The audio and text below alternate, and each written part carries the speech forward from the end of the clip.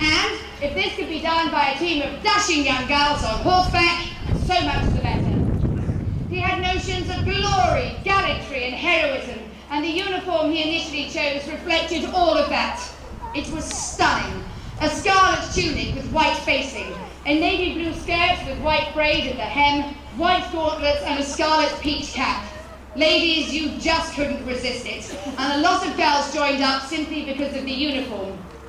Nearly all of the women who joined, I must be honest, were rather well-heeled. The prerequisites to be a member of the corps were to have a good sense of humour, an ability to ride horses well, and a desire to muck in. More practical prerequisites were to be over 5'3" tall, believe you me I am, and aged between 18 and 35. So I suggest we move on rather quickly. The woman who had offered me advice on my riding did something rather expected. She fell off her horse. Not once, no, twice. The first time was one of those awful moments when you're trying not to laugh, but you just can't help yourself. And the second time, I'm afraid I guffawed. Because as she came off, her skirt flew up around her ears, revealing the most enormous pair of white frilly knickers. Needless to say, she didn't last very long. She never lived it down.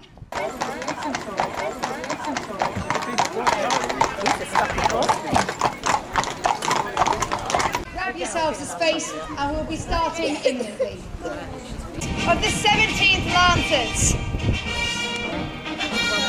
Well, ladies and gentlemen, cutting a fine picture here in the sunshine, allow me to introduce you to our riders today.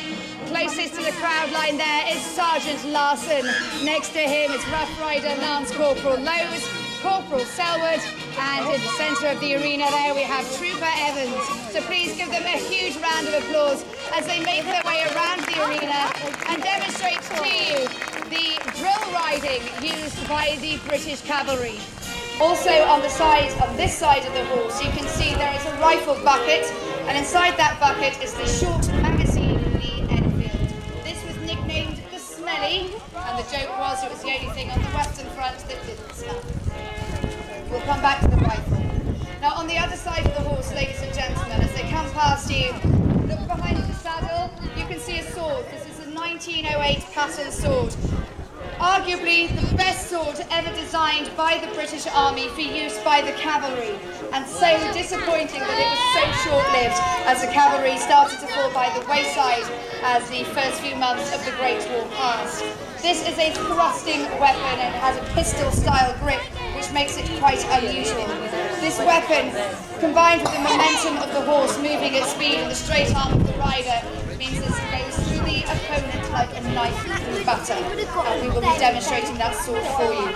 Other things to look for on the saddle. At the front there we have wallets containing both the troopers' and horses' equipment. There's also a waterproof ground sheet. So, we've talked about it. Would you like to see the weapons in use? Oh, I'm unconvinced by that. You're going to have to shout louder. Would you like to see the weapons being used? You see, they go absolutely straight through that target. There's no getting up from that. And let's hear it for Rough Rider Lowes.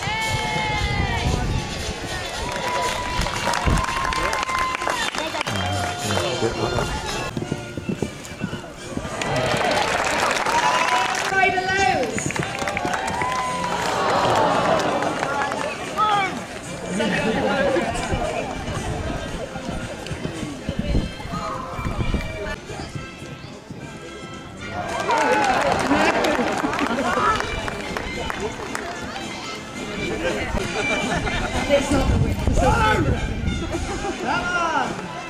Guys!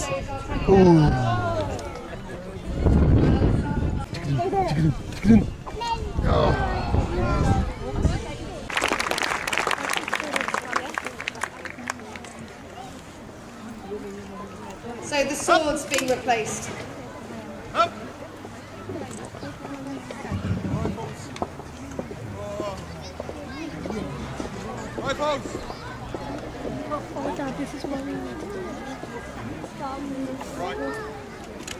Riders have out their rifles, the short magazine Lee Enfield. This is the 1902 pattern of this particular rifle. Around the bodies of the riders you can see a bandolier. This has 90 rounds in it, and the magazine carries 10 rounds. An experiment was carried out in Hythe, not a million miles from here, between the short magazine the Enfield and the Mauser, the German rifle. Whilst the Mauser could fire 14 rounds a minute, that's a cyclic round. Death or glory, ladies and gentlemen. The same for the horses and the riders and indeed the commentator. We will be down in the stable block, so please head down the hill and come and talk to us down there and any questions you may have. Ladies and gentlemen, the action does not stop here at Dover Castle. Let us prepare for taking place in the wagon, which is just in front of me. Ladies and gentlemen, it's been a pleasure to meet you here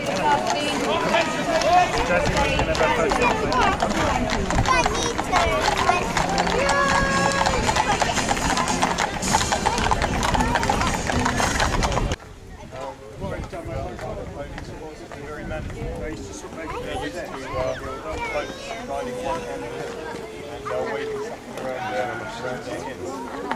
So that's a lance or a rifle or a sword being used to very little effect today. Ladies and gentlemen, put down to one final time. Soldiers, Liliana 6.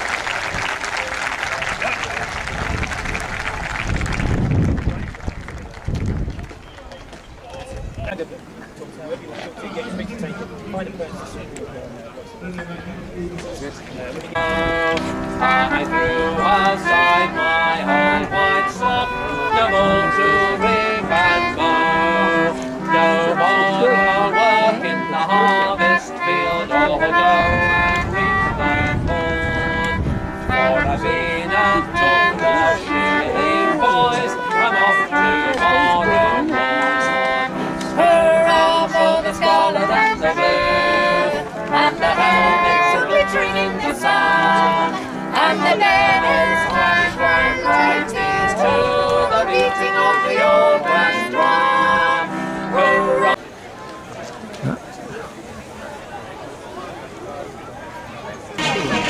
It's funny because it's Tom's birthday on Tuesday.